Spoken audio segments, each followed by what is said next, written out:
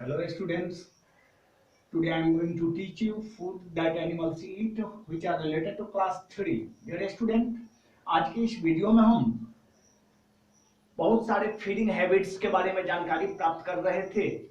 जो feeding habits के आधार पर हमारे आसपास के वातावरण में कितने तरह के ऑर्गेनिजम्स मौजूद हैं, उसके अंतर्गत हम लोगों ने कुछ एक प्रकार के जीवों के बारे में जानकारी प्राप्त किया था।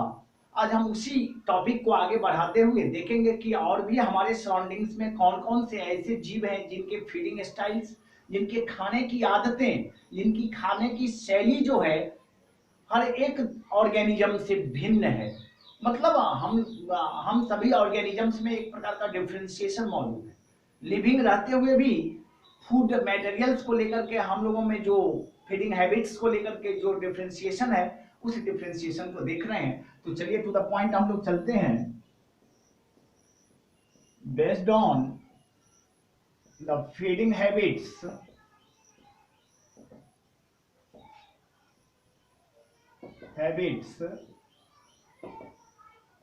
animals are of 5 types. हम लोग प्रीवियस वीडियो में यही 5 प्रकार के जंतुओं की चर्चा किए थे, जिसमें से हमारा पहला था हार्बीवोर्स, जिसको हम शाकाहारी कहते हैं। दूसरा था कार्निवोर्स, जिसको मांसाहारी कहते हैं। तीसरा है ओमनिवोर्स, जिसको सर्वाहारी कहते हैं। चौथे नंबर पर है स्कैवेंजर, जिसको हम मुर्दाखोर कहते हैं। क्या कहते हैं? मुर्दाखोर।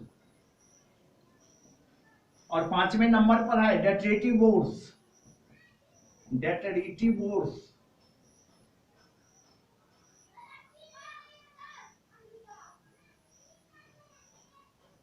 और डिकम्पोजर्स, जिसको हम कहते हैं अपघटक। क्या कहते हैं? अपघटक। ये 5 प्रकार के जंतुओं के बारे में हम लोग चर्चा किए थे, जिसमें से प्रीवियस वीडियो में हम लोग 3 प्रकार के जंतुओं के बारे में, हार्बीवोर्स, कार्निवोर्स और ओमनिवोर्स के बारे में चर्चा किए थे। आज के इस वीडियो में हम सबसे पहले स्कैवेंजर की चर्चा करेंगे, फिर उसके बाद डेट्रिटिवोर्स और डिकम्पोजर्स के बारे में चर्चा करेंगे, और साथ ही साथ फूड चेन की भी चर्चा करेंगे। तो सबसे पहले हम स्कैवेंजर्स की चर्चा करते हैं। स्कैवेंजर किस प्रकार के जीव होते हैं, ये किस प्रकार के भोज्य पदार्थों को ग्रहण करते हैं, इन सभी फैक्ट्स को देखेंगे।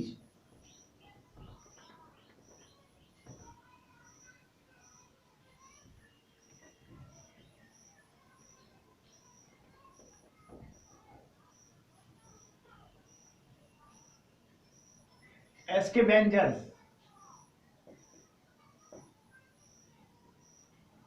जिसे हम मुर्दाखोर कहते हैं,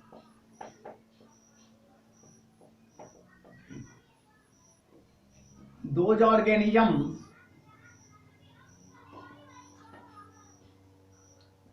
which consume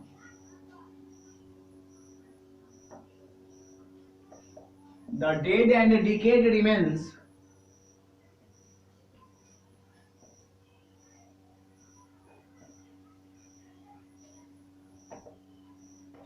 of the surroundings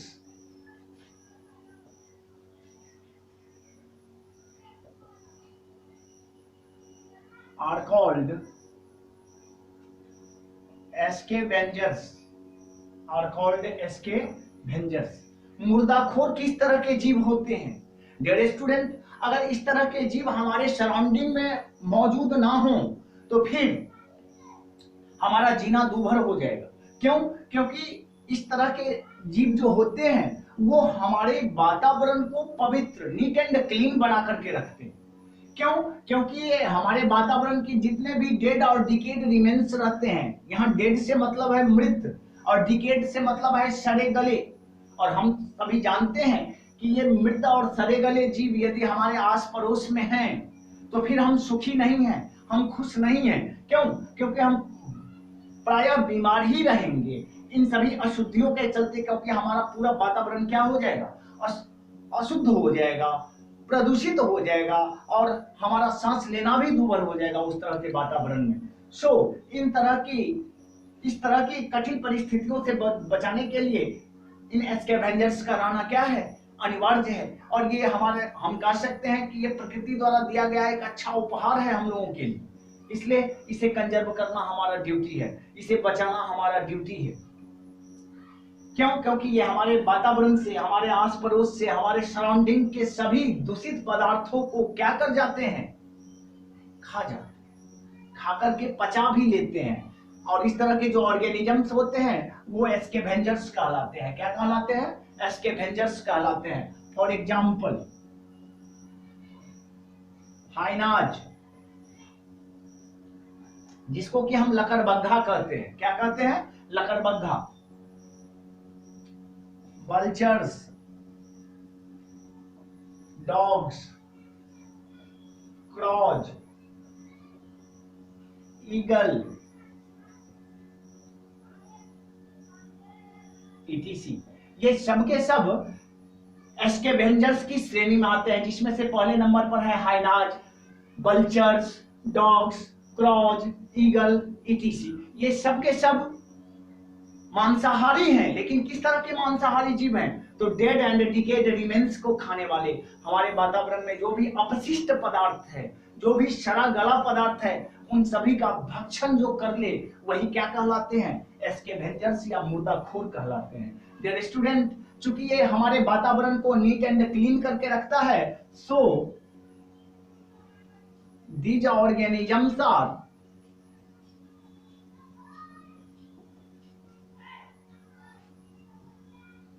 oftenly told as the environment cleaner. environment cleaner. चूंकि ये सभी जीव, चाहे वो हाइनाज हो या वल्चर्स हो या डॉग्स हो या क्रॉज हो या फिर ईगल हो, ये सब के सब इन अशुद्धियों को चट कर जाते हैं, इन अशुद्धियों को पचा लेते हैं और हमारा वातावरण नीट एंड क्लीन हो जाता है। So these organisms are oftenly told as the environment cleaner. और इसलिए इस तरह के जीवों को हम क्या कहते हैं? तो पर्यावरण का मित्र कहते हैं, पर्यावरण का रक्षक कहते हैं। क्यों? क्योंकि पर्यावरण को बचाने में इन सभी जीवों का अहम योगदान माना जाता है। Dear student, so it is our moral duty to conserve such types of organisms which keep our surroundings neat and clean, जो कि हमारे सराउंडिंग्स को साफ सुथरा रखता है, हमें कई तरह की बीमारियों से बचाता है। अगर इस तरह की स्थितियों से हम वो दो चार होने से बचा लेता है, तब तो हमें उसका कंजर्व करना नेसेसरी हो जाता है। सो हम उसको कंजर्व करें, उसको संरक्षित करें, क्योंकि आज की तारीख में हमारे यहाँ से वल्चर्स का पूरा पीढ़ी खत्म हो चुका है। हमारे यहाँ एक भी गिद्ध मौजूद नहीं है जो कि हमारे वातावरण को क्या कर सके, नीट एंड क्लीन कर सके। डियर स्टूडेंट, अब हम नेक्स्ट पॉइंट डेट्रिटिवोर्स और डिकम्पोजर्स के बारे में चर्चा करेंगे।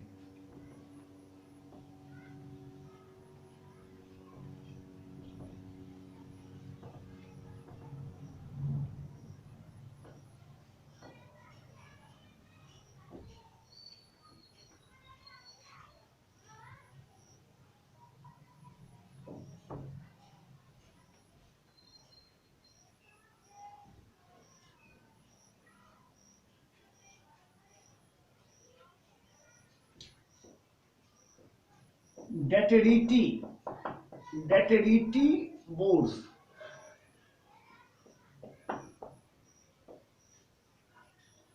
ये भी अपघटक की ही श्रेणी में आते हैं, जो कि मिट्टियों में मौजूद होते हैं और मिट्टियों को उलट पुलट करने का काम करते हैं। ये भी एक तरह के स्पेशलाइज्ड ऑर्गेनिज्म होते हैं।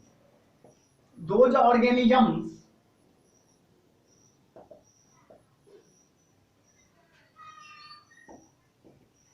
which recycle the detritus into the soil are termed as the detritivores. डेट्रिटिवोर्स। वैसे जीव जो मिट्टी, हम कुछ भी साग सब्जी बने हुए घर के चावल दाल कुछ भी फेंक देते हैं और 2-4 दिनों के बाद वो अपघटित हो जाता है, सड़ गल करके मिट्टी में मिल जाती है। तो इस तरह से जो मिक्सअप होने का काम होता है, मिट्टियों के साथ जो वो मिलती है, तो उसको मिलाने में किसका योगदान है? डेट्रिटिवोर्स का योगदान है। For example, an earthworm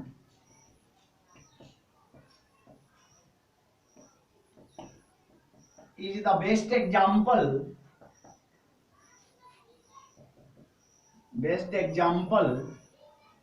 of detritivores। Earthworm, या फिर जिसको हम केचुआ कहते हैं, क्या कहते हैं? केचुआ।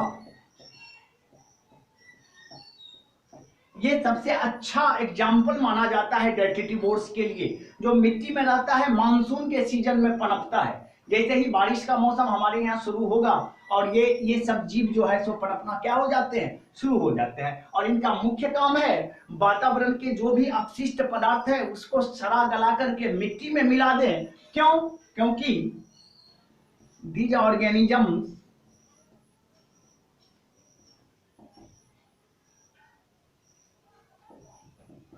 play an important role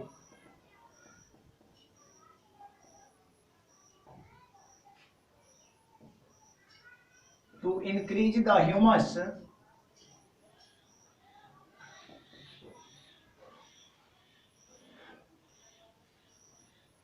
fertility of the soil, चूंकि ये अच्छे अपघटक माने जाते हैं, ये किसी भी चीज को सड़ाने गलाने में माहिर होते हैं। सो these organisms play an important role in to increase the fertility of the soil। और परिणाम ये होता है कि जिस मिट्टी में भी ये सभी जीव पनपते हैं, वहां की मिट्टी उर्वरा शक्ति से क्या हो जाती है? भरपूर हो जाती है। और इस तरह के जीव हमारी एक प्रकार से रक्षा ही करते हैं, क्योंकि हम जो भी खेती बाड़ी का काम करते हैं उसमें जो टर्निंग किया जाता है सॉइल का, उसमें इस अर्थवर्म्स का अहम योगदान माना जाता है। अब इसी से मिलता जुलता एक दूसरे प्रकार के हम ऑर्गेनिजम्स को देखेंगे, जिसको हम डिकम्पोजर्स कहते हैं। क्या कहते हैं? Decomposers.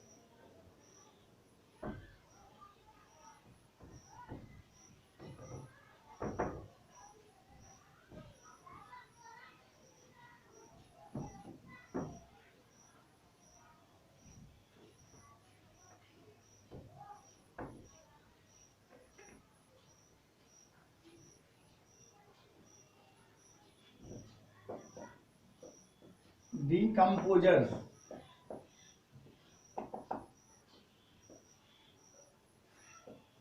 those organisms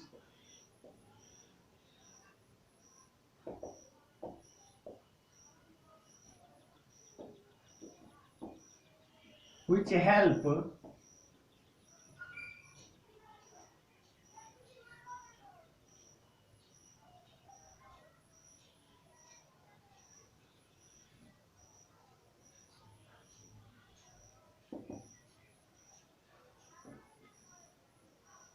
decaying of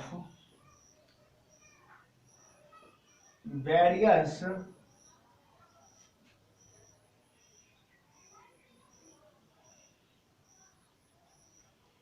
animals remains, vegetable or fruit remains,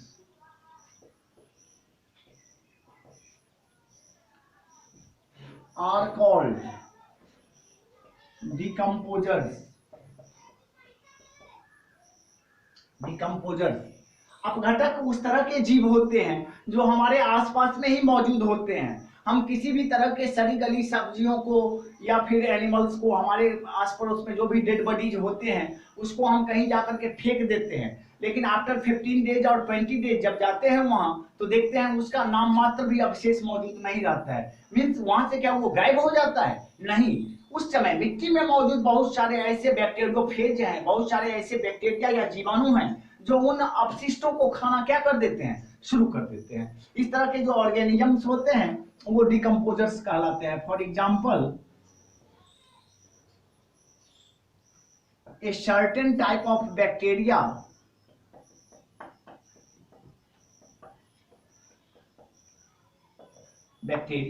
ये कुछ एक प्रकार के बैक्टीरिया होते हैं जो इन पदार्थों को सड़ाने गलाने में क्या करते हैं, अहम भूमिका निभाते हैं।